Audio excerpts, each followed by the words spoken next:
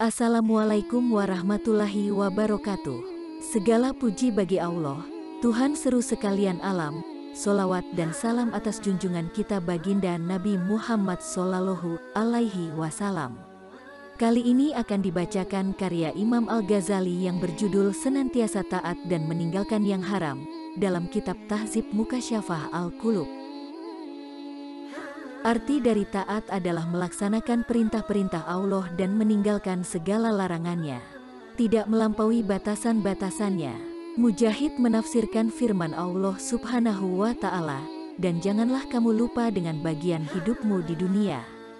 Quran Surat Al-Qasas ayat ke-77. Dengan sesungguhnya seorang hamba haruslah taat kepada Allah Subhanahu wa Ta'ala. Ketahuilah bahwa akar dari taat adalah pengetahuan terhadap Allah, rasa takut dan harapan kepadanya, serta keinginan untuk mendekatkan diri hanya kepadanya. Jika seorang hamba tidak memiliki hal-hal semacam ini, ia akan sulit merasakan manisnya keimanan. Karena taat kepada Allah tidak sempurna tanpa pengetahuan dan keimanan akan wujudnya. Zat yang maha karya, maha tahu, maha kuasa, yang tak bisa dicapai oleh pengetahuan dan prasangka. Zat yang tidak ada serupa baginya, maha mendengar dan maha melihat. Seorang Arabi berkata kepada Muhammad bin Ali bin Husain radhiyallahu anhu, "Apakah kamu bisa melihat Allah saat engkau menyembahnya?" Muhammad menjawab, "Aku tidak akan menyembah sesuatu yang tidak bisa aku lihat." Kata Arabi, "Bagaimana kamu melihatnya?" Muhammad menjawab, "Dia tidak bisa dilihat dengan mata, akan tetapi dapat dilihat oleh hati dengan keimanan yang hakiki.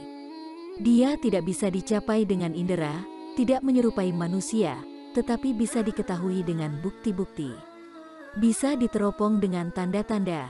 Dialah Allah, tiada Tuhan selain Dia, penguasa langit dan bumi." Kemudian Arabi itu berkata, "Allah Maha Tahu ketika Ia memberikan risalahnya." Quran Surat Al-An'am ayat ke-124. Ada salah seorang ahli tasawuf ditanya mengenai ilmu batin. Jawabnya, ia adalah satu rahasia dari sekian banyak rahasia Tuhan. Hanya diberikan kepada para kekasihnya, tidak diketahui oleh manusia atau malaikat sekalipun.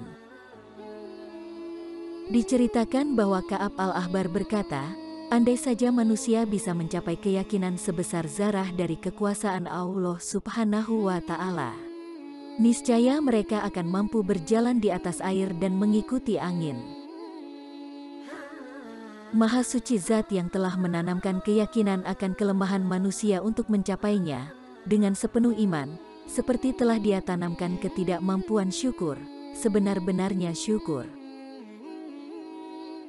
Jika syukur atas nikmat Allah adalah nikmat, maka syukur atasnya adalah niscaya. Takkan ada syukur tanpa anugerah darinya. Meski hari datang dan umur berkejaran, kebahagiaan datang membawa kebahagiaan, petaka tiba membawa serta pahala, memanggul kenikmatan, memenuhi daratan, lautan dan samudera prasangka. Jika keberadaan Tuhan telah mampu diketahui, maka penghambaan haruslah dilaksanakan. Jika keimanan telah membatu di hati, maka perintah Tuhan haruslah ditaati. Ada dua macam keimanan, zahir dan batin. Keimanan zahir adalah ucapan, sedangkan batin berupa keyakinan hati. Orang-orang yang beriman tidak sama satu dengan yang lain dalam kedekatan kepada Allah dan tingkatan taat kepadanya. Iman menyatukan mereka, memungkinkan mereka mencapai tingkatan yang tinggi, ikhlas kepada Allah, tawakal, dan ridha terhadap kebijaksanaannya. Kita wajib menyembahnya, menaatinya, atas segala keutamaan yang telah Dia berikan kepada kita, atas segala kebaikan yang telah Ia limpahkan kepada kita. Apalagi Dia telah menyediakan balasan kepada kita, membalas orang yang tidak mau melaksanakannya dengan adil. Sedangkan tawakal adalah sikap berpegang teguh kepada Allah di saat kita membutuhkannya. Menyandarkan diri kepadanya, dengan segenap keyakinan atasnya di setiap petaka, agar hati tenang dan damai.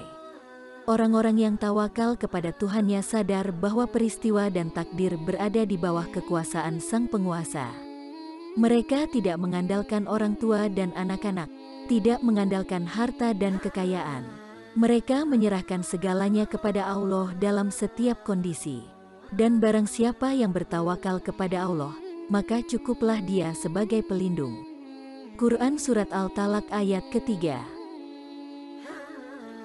Adapun sikap rida, ia adalah penerimaan jiwa terhadap apa yang terjadi. Sebagian ulama mengatakan, orang yang paling dekat dengan Allah adalah orang yang paling menerima terhadap apa yang diberikan kepadanya. Salah satu kata hikmah menyatakan, terkadang kesenangan itu berupa penyakit dan kesembuhan adalah penyakit. Cukuplah bagi kita apa yang difirmankan Allah Subhanahu wa Ta'ala. Dan terkadang kalian membenci sesuatu, padahal ia adalah baik bagi kalian. Quran Surat Al-Baqarah ayat ke-216. Ketahuilah bahwa ketaatan seorang hamba tidak akan sempurna hingga ia benar-benar meninggalkan harta duniawi. Seperti dikatakan dalam kata-kata hikmah, nasihat yang paling baik adalah nasihat yang tidak terhalangi, langsung dari hati. Dan penghalang itu adalah kesenangan dunia. Seperti juga dikatakan oleh para ulama, dunia hanyalah sesaat, jadikanlah ia taat. Abu Al-Walid Al-Baji berkata, andai aku tahu dan yakin, dunia dalam hidupku hanyalah sesaat, kenapa tak kujadikan ia mainan? Kujadikan ia kebaikan dan ketaatan. Konon, Isa alaihi salam berkata, kebaikan itu ada 3, ucapan, penglihatan dan diam. Barang siapa ucapannya bukan berupa zikir kepada Allah, maka ia telah merugi. Barang siapa yang tidak bisa mengambil pelajaran dari penglihatannya, maka ia telah melupa. Dan barang siapa yang berdiam tapi tidak berpikir, maka ia telah alpa. Diceritakan dari Ali bin Abu Thalib karamallahu wajhah, mata adalah jaring-jaring syaitan. Mata adalah anggota tubuh yang paling cepat dan paling berbahaya. Barang siapa yang menjadikan anggota tubuhnya untuk taat kepada Tuhannya, maka ia telah mencapai harapannya. Dan barang siapa yang menggunakan anggota tubuhnya untuk kesenangan diri, maka ia telah menyia-nyiakan amalnya. Abdullah bin Mubarak berkata, akar dari keimanan adalah percaya kepada apa yang dibawa oleh Rasulullah. Barang siapa yang mempercayai Al-Quran, maka ia telah melaksanakan perintah, selamat dari api neraka. Barang siapa yang menjauhi larangan, ia telah melaksanakan taubat. Barang siapa yang hanya menuntut bagiannya, ia adalah wara. Barang siapa yang melaksanakan kewajiban, keislamannya telah sempurna. Barang siapa yang berkata jujur, ia terjaga dari isu-isu. Orang yang tidak meladeni kezaliman akan terlepas dari balas dendam. Orang yang melaksanakan sunnah, amal perbuatannya menjadi suci. Barang siapa ikhlas karena Allah, amalnya akan diterima. Hati-hati dengan berpuas diri dari amal perbuatan, karena itu adalah petaka yang besar dan meleburkan amal-amal yang lain. Seorang yang puas dan bangga dengan perbuatannya adalah orang yang tidak percaya kepada Tuhannya. Ia tidak mau tahu apakah amalnya diterima atau tidak. Terkadang, kemaksiatan yang menimbulkan kekalahan dan kehinaan lebih baik dari kebaikan yang memunculkan ketakaburan dan ego. Berhati-hatilah juga dengan riya. Di dalam firman Allah Subhanahu wa Ta'ala, dikatakan, dan Allah melimpahkan kepada mereka sesuatu yang tidak mereka sangka. Quran Surat Al-Zumar ayat ke-48. Konon, hal itu terjadi karena mereka melakukan sesuatu yang tampak baik di dunia, tetapi di akhirat ia menjelma menjadi sesuatu yang buruk. Ketika mendengar ayat tadi, salah seorang ulama berkata, sungguh celaka orang-orang yang riya. Ada juga firman Allah, dan dia tidak menyekutukan Allah dalam beribadah dengan siapapun. Quran Surat Al-Kahfi ayat ke-110. Artinya, Dia tidak ria dan tidak merasa malu. Menurut Ibnu Mas'ud, ayat terakhir yang turun adalah, "Dan peliharalah dirimu dari azab pada suatu hari di mana kalian kembali kepada Allah." Kemudian masing-masing diri diberi balasan yang sempurna terhadap apa yang telah dikerjakannya. Sedang mereka sedikit pun tidak dianiaya. Quran Surat Al-Baqarah ayat ke-281. Daud alaihi salam pernah berkata kepada Nabi Sulaiman alaihi salam, "Ada 3 hal yang menunjukkan ketakwaan seorang mukmin. 1. Sikap tawakal yang baik terhadap apa yang tak diraihnya. 2. Sikap rela menerima sesuatu yang diterimanya. Dan 3. Sikap sabar terhadap apa yang telah lalu." Sebuah pepatah mengatakan, barang siapa yang sabar terhadap cobaan, maka ia akan meraih kesempurnaan.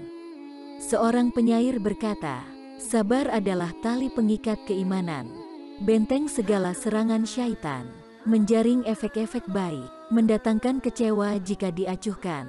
Jika petaka datang kepadamu, atau kepada kami, bersabarlah dengan manis, karena yakin kesabaran akan mendatangkan kepuasan. Sabar memiliki banyak cabang. Sabar terhadap kewajiban, dengan melaksanakannya secara sempurna tepat pada waktunya. Sabar terhadap perintah sunnah. Sabar terhadap cercaan sahabat dan tetangga. Sabar menghadapi sakit. Sabar menghadapi kemiskinan. Sabar tidak melakukan maksiat. Sabar melawan syahwat dan syubhat. Sabar untuk tidak melakukan perbuatan-perbuatan yang tidak berguna.